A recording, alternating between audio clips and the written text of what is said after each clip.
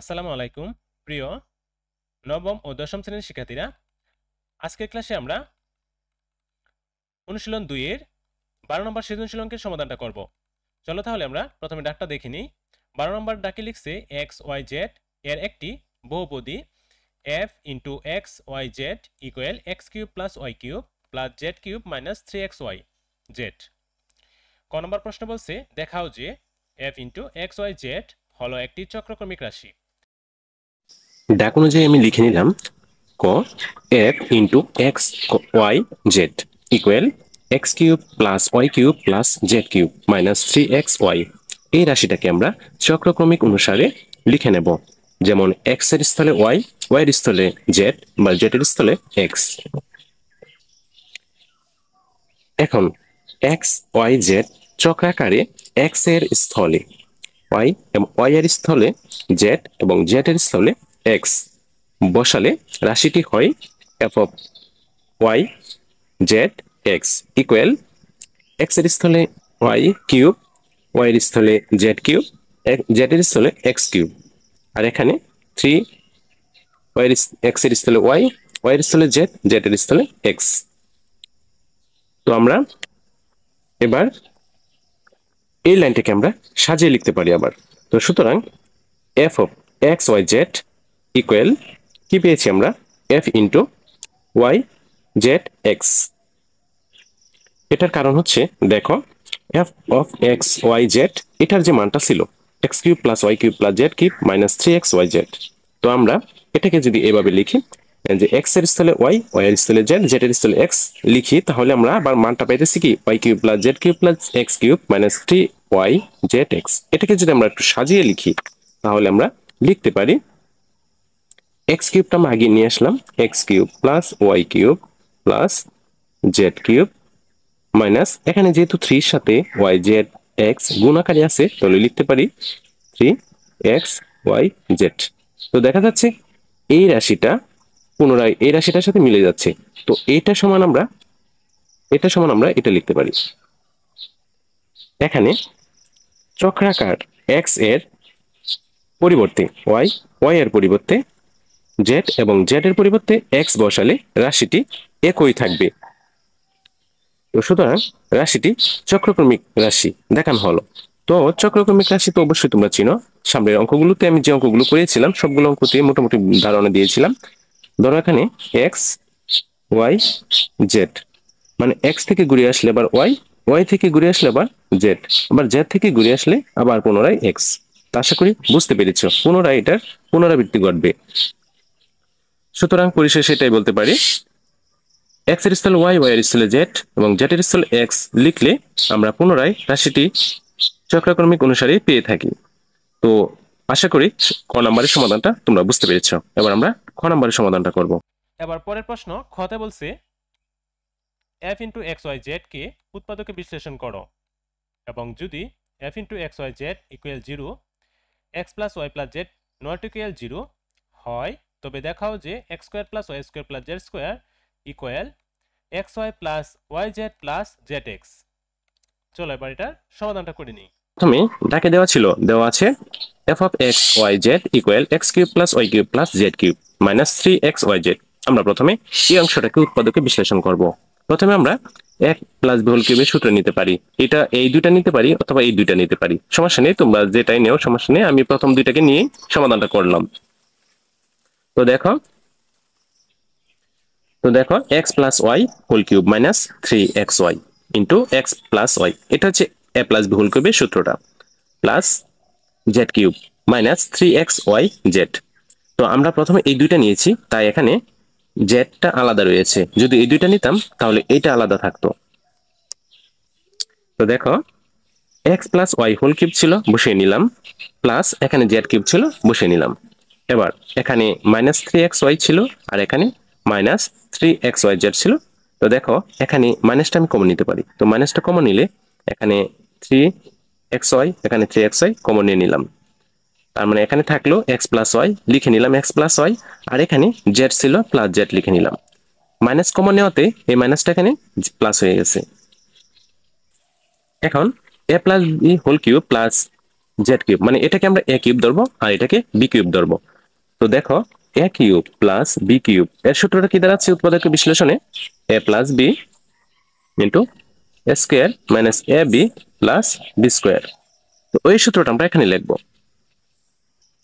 তো দেখো x plus Y, মানে এটাকে এ প্লাস বি ইন্টু এটাকে আবার আমরা এ স্কোয়ার লিখবো, এটা যেহেতু সবটা এ স্কোয়ার তাহলে x plus y whole square minus আবার এ লিখলাম, এটা এ ইন্টু এটা হচ্ছে বি, যে বি লিখলাম এ বি প্লাস এই যে সূত্র অনুযায়ী প্লাস এবার বি হোল স্কোয়ার আছে, এটা হচ্ছে বি, তো বি এর উপর হোল স্কোয়ার দিলাম, সেকেন্ড ব্র্যাকেট দিয়ে দিলাম minus 3xy into x plus Y plus z, x plus Y plus z লিখে নিলাম। এবার x plus Y plus z ছিল তাই লিখে নিলাম, ইন্টু অবস্থায় সে, তো এক্স প্লাস ওয়াই এর উপরে হোল স্কোয়ার আছে, তো এটাকে আমরা এ প্লাস বি হোল স্কোয়ারের সূত্র করতে পারি, a square plus 2ab plus b square, মানে x square plus 2xy plus Y square, মানে ছিল মাইনাস বসিয়ে নিলাম।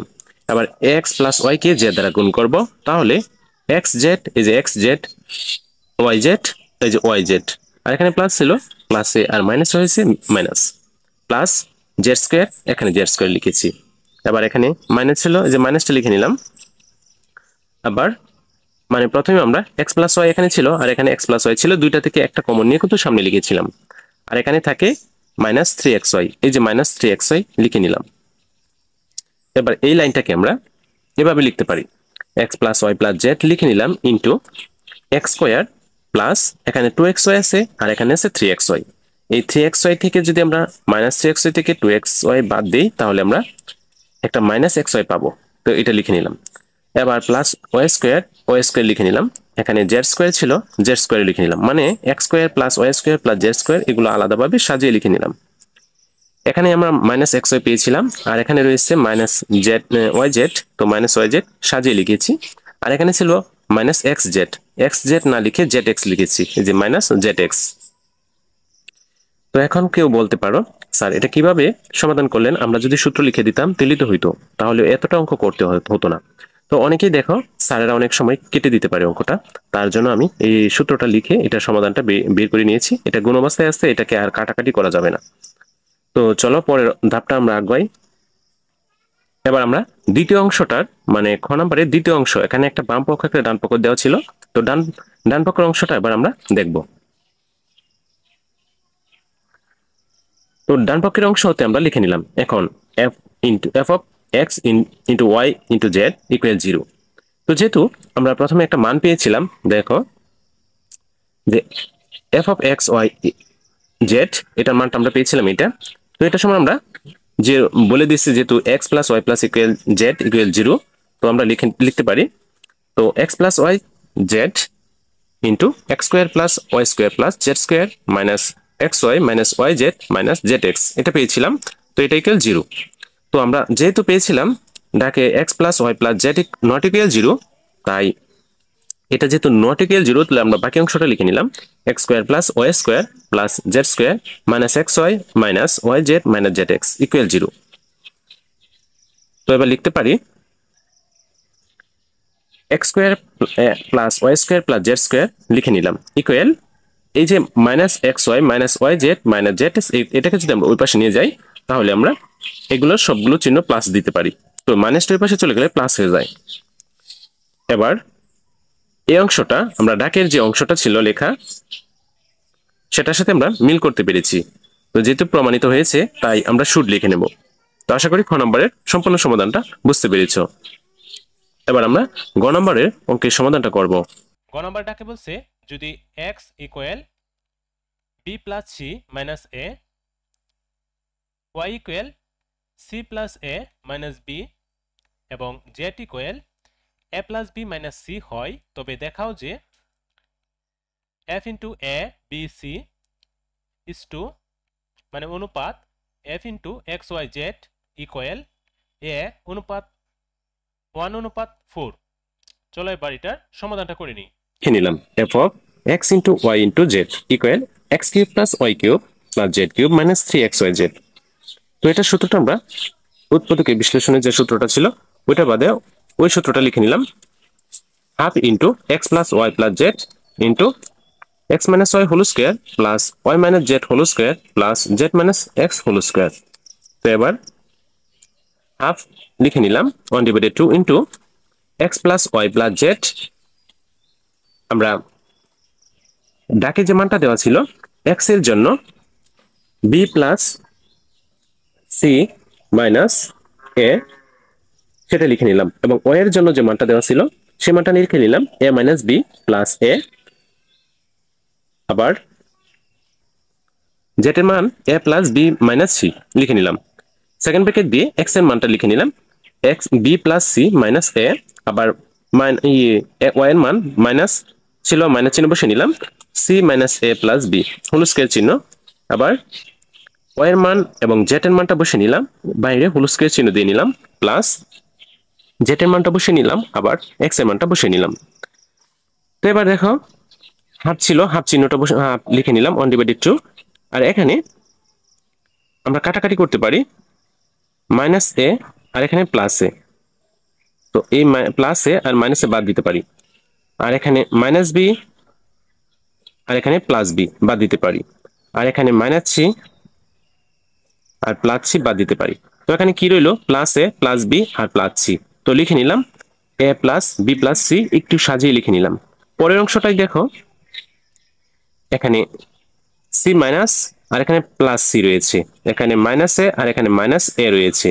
তো মাইনাস এ মানে মাইনাস টু এ, এই যে মাইনাস টু এ লিখে নিলাম। আর এখানে ছিল প্লাস বি, এখানে প্লাস বি মানে প্লাস টু বি, এই যে প্লাস টু বি লিখে নিলাম। বাইরের চিহ্ন ছিল হোল স্কয়ার ছিল, হোল স্কয়ার দিয়ে নিলাম। এবার প্লাস চিহ্ন ছিল, প্লাস বসিয়ে নিলাম। এই অংশটাই দেখো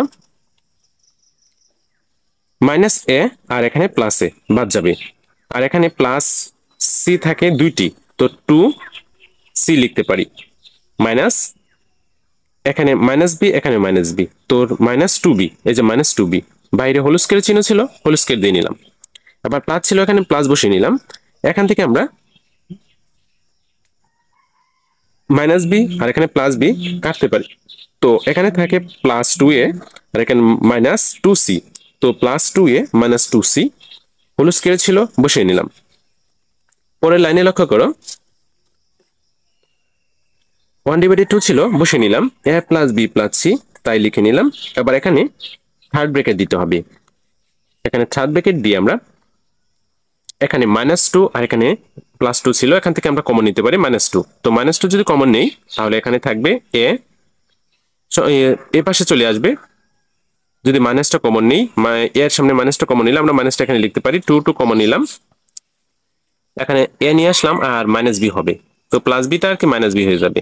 তো সেকেন্ড ব্র্যাকেট দিয়ে আমরা হোল স্কয়ার চিহ্ন দিলাম, প্লাস এখানেও মাইনাস কমন নিলে আমরা দুটি টু আছে, একটি টু কমন নিতে পারি, বি এ পাশে চলে আসবে আর সি এ পাশে যাবে, এখানে মাইনাস হয়ে যাবে, whole square plus second bracket দিয়ে নিলাম, এখানে মাইনাস টু কমন নিতে পারি আগেরটির মতোই, আবার সি এ পাশে আসবে আর মাইনাস এ ওই পাশে যাবে, সেকেন্ড ব্র্যাকেট দিয়ে হোল স্কয়ার দিয়ে থার্ড ব্র্যাকেট দিয়ে দিলাম।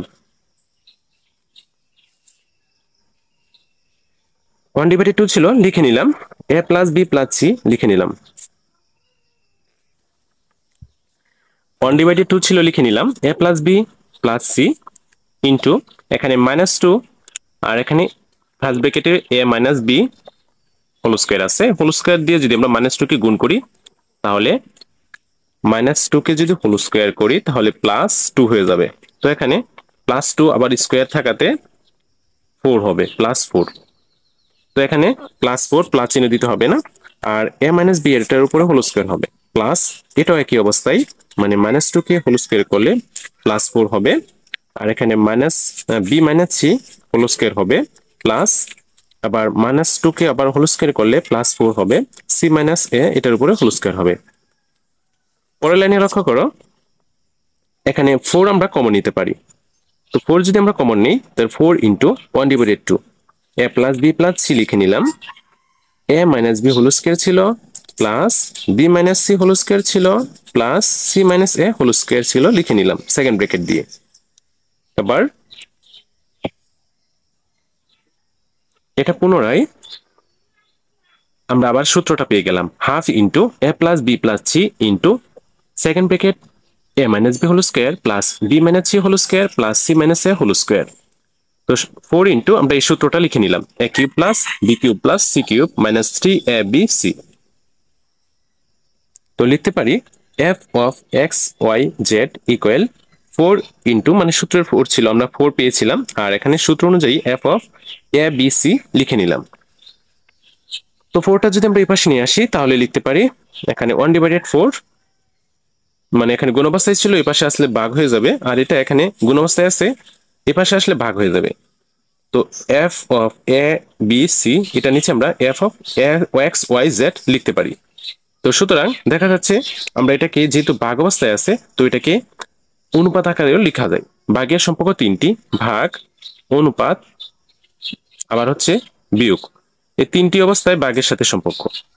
তো আবার f of a b c, আবার এখানে অনুপাত চিহ্ন দিলাম, আবার f of x y z equal, এখানে 1/4 কে 1:4 লিখতে পারি। এটাই হচ্ছে সমাধান।